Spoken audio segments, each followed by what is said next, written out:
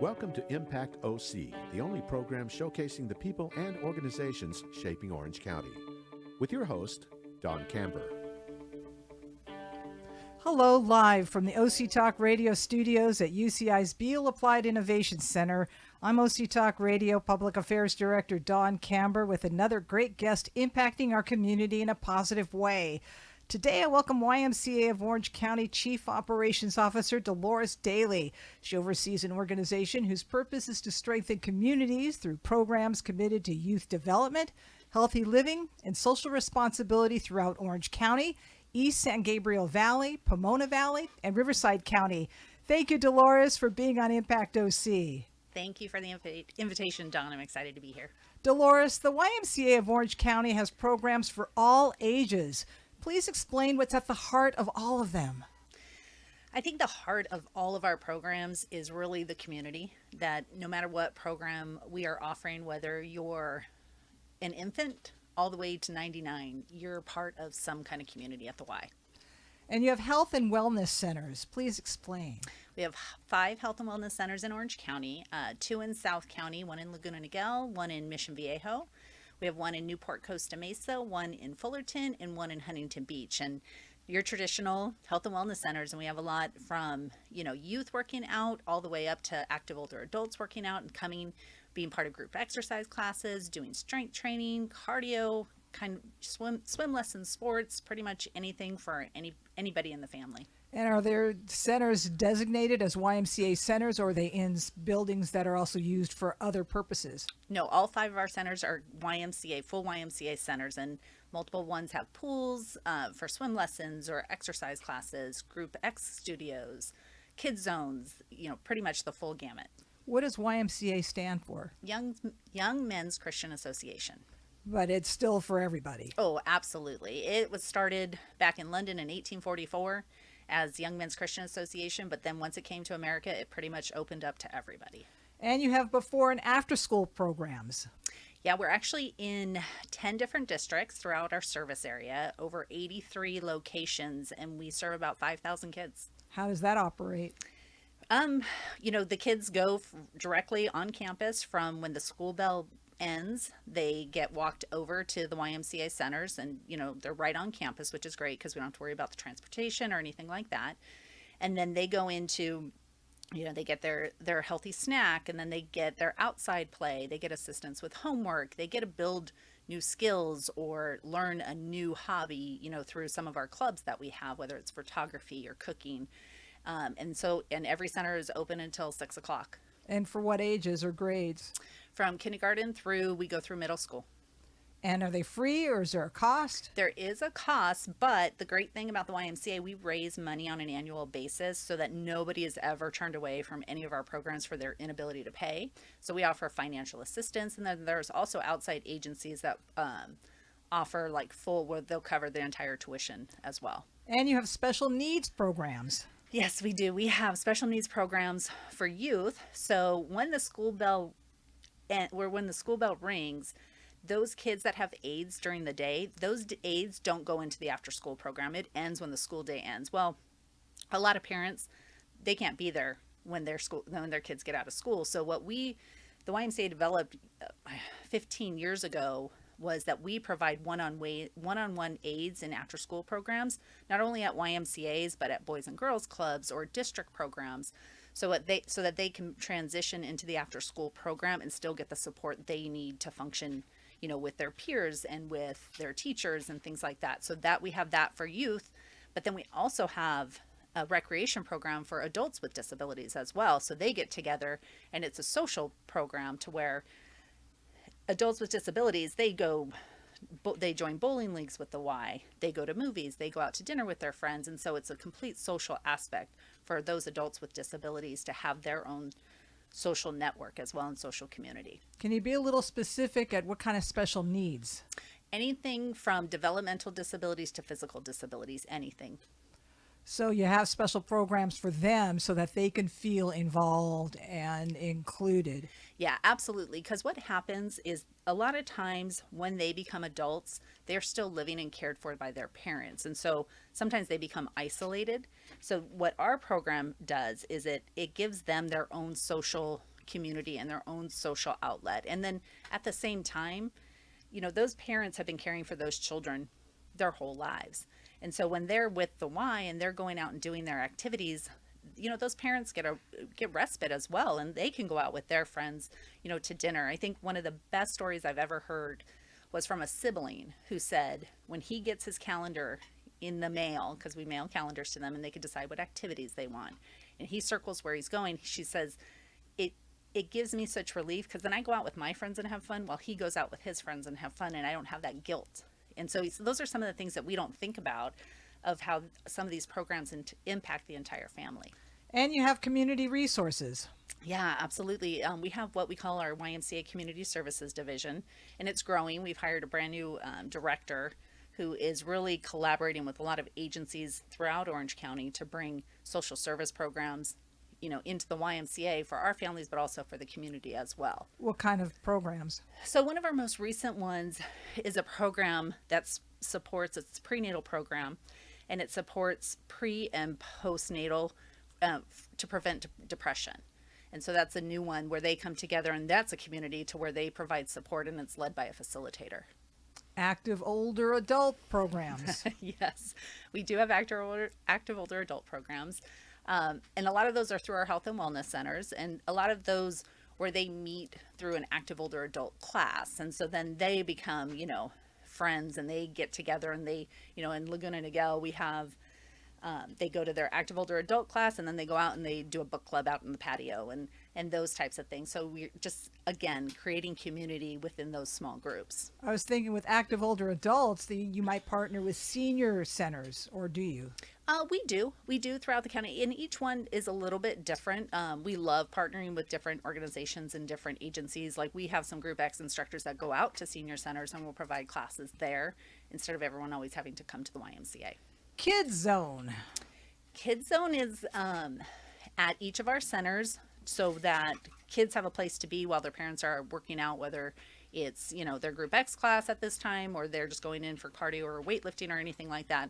It's a specific area for the kids to be in. We provide curriculum, we provide activities, we provide date nights for parents where if they want to drop them off and go for a date one night, we have those opportunities as well. So instead of hiring a babysitter, the kids are like, oh boy, we get to go and have fun while mom and dad are going out on a date. Yeah. Family guides. That's adventure guides. And so that program was developed years ago. And it's basically an opportunity for dads to spend time with their kids in a very deliberate way. So they get together in groups and communities of other dads and other kids similar ages, do activities. They'll go camping.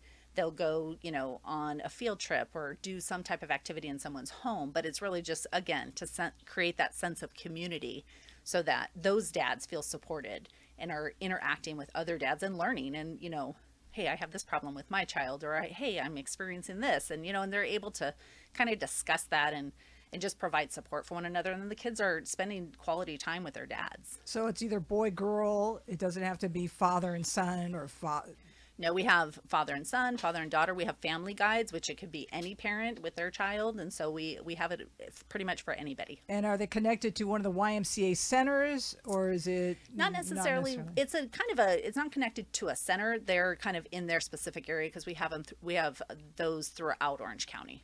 Adult sports. We have adult sports, we have youth sports, and those are just traditional. We have soccer leagues, basketball leagues, throughout, all of the centers and things like that. And it varies from location to location what they offer. Virtual YMCA. Yeah, if you go on our website, this actually started when COVID hit. A lot of the people were, at home and they missed their instructor. And so they wanted to hey, can we get, our instructor to do a video and things like that. And so that's all on our website, where you go onto our website and do an active older adult class. You can do a family fitness class. You can do, a ton of different things. And so we have that accessible to the public that you could just go on and take a look at any of those videos. And where is it based from? All over the place. So we have different, we get it from different formats. Some are our own instructors. Others are, from what we call Les Mills, and that's a different format, or an active older adult format and things like that. So it's pretty much all over the place. So it's not necessarily YMCA of Orange County. It could be. It is, but we bring in other aspects as well. Your camps. Our camps. We have a resident camp up right near Wrightwood. It's called Camp Elk, and so that's the traditional. YMCA has run resident camps since the very beginning, and that's basically getting young adults, kids away so that they can start developing, who they are as an individual. Because, when you're with your parents 24/7, you're molded and guided by them, which is great. But then at some point you get to make that determination. So when you're up there for a week, you determine when you're going to take a shower. You determine when you're going to do this, and you start really developing those independent skills. And so that's a huge thing with resident camp. Funding, we do one major fundraiser a year. That's what we call our annual campaign, which is actually going to kick off in February. And those are basically our members, supporters of the YMCA throughout Orange County, throughout Riverside County, LA County, where they donate and they can pledge. And our goal is to raise $1 million this year. And 100% of the funding that we raise goes back to our financial assistance, so that families that can't afford the normal fees, all of that, we can give them that support and stuff. So 100% of the funds we raise goes right back into the community. About how many people are involved with the YMCA?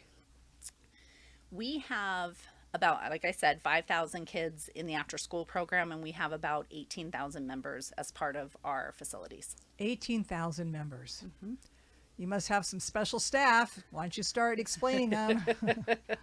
Well, that is what makes the YMCA so special, is the staff. They are just phenomenal. They care. They truly, when you walk into a facility, and this is what we hear on our surveys and what we hear from our members and our parents, is it feels like family. They know them by name, they greet them, they know what's happening in their lives. I mean, there's so many times where we hear stories where, something happens to a member, and the YMCA staff is there to, spread the word and help give support to those members or to that family. And that's what it is. It's just a big community where they really, truly do care about the kids, about the family, about the active older adults, about the members. Is there a particular demographic that participates in YMCA activities versus another kind of demographic? No, we serve everybody. I mean, you walk into a YMCA facility and you would be surprised. It's just a variety of people. It is. It's reflective of the communities. Now, I know you've been involved with YMCA a long time. Please explain your story. I have. I've been with the YMCA for 25 years, and I started in childcare when I was going to Cal State Fullerton, wanting to teach. And I started in childcare and just fell in love with the organization and was given opportunities, and just I saw the impact that the YMCA had on the kids every day and on the families, and I was sold, and there was no other place I'd want to be. So explain the changes you've seen with the organization over the years. I think what the YMCA does really well is we adapt to what's happening in the community and what is relevant at that time. When we started, it was a Bible study. Young men were coming in from the farms into the industrial cities, and losing their way. And so the YMCA actually started as a Bible study. And so now, but you transition as time goes on of what that community needs. So like now we started an esports program. So an esports program in collaboration with NASIF, which is a National Education of Scholastic Esports. But that's really to focus on how do kids get involved in the esports industry, and really look at it from all the different aspects of, you can have a career in your esports. I mean, there's scholarships to go to college on esports scholarships now, and the different environment that you can have a career for those kids that are super passionate. Well, we wouldn't have thought of that 10 years ago, but that's so relevant right now, so that the YMCA can adapt and change and be able to offer those programs, because that's what actually the middle school and teens want right now. Is that primarily your demographic, middle school and teens? No, that's actually our smallest demographic. What's your largest demographic? The elementary school, and then the adults at the health and wellness centers. And you have a lot of volunteers. And explain what they do. Well, actually, our whole Adventure Guides program is made up of volunteers.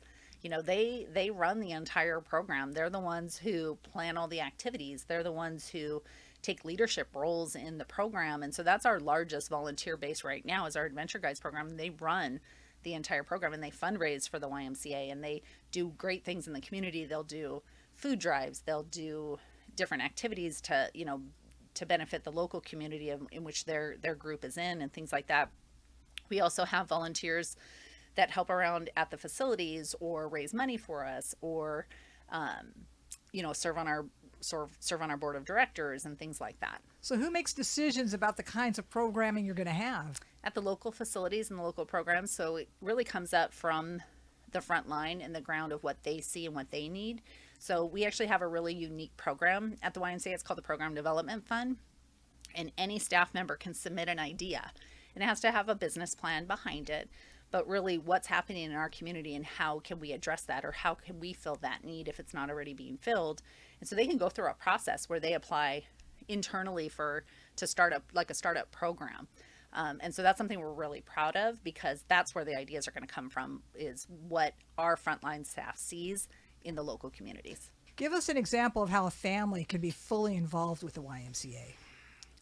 So a family can be fully involved. Their child can go to the after school program. The child and the dad can participate in the Adventure Guides program.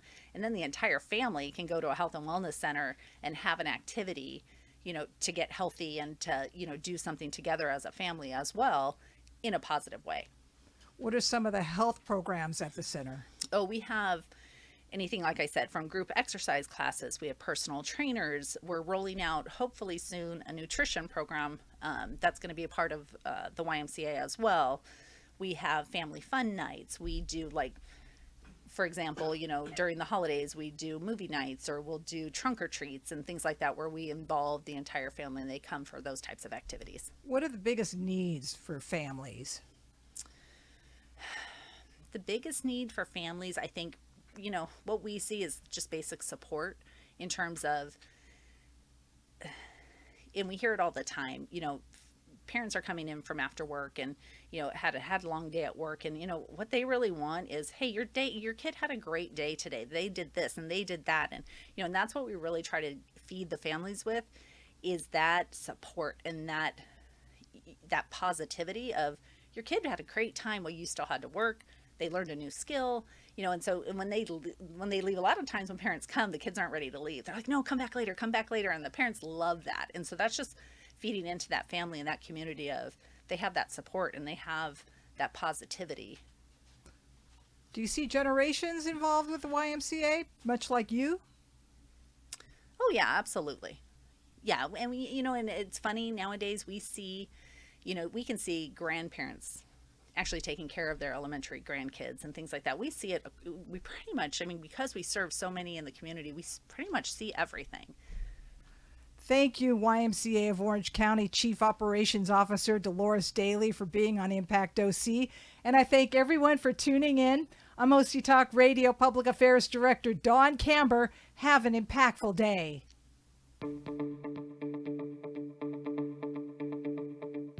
You've been listening to Impact OC, the only program showcasing the people and organizations shaping our community.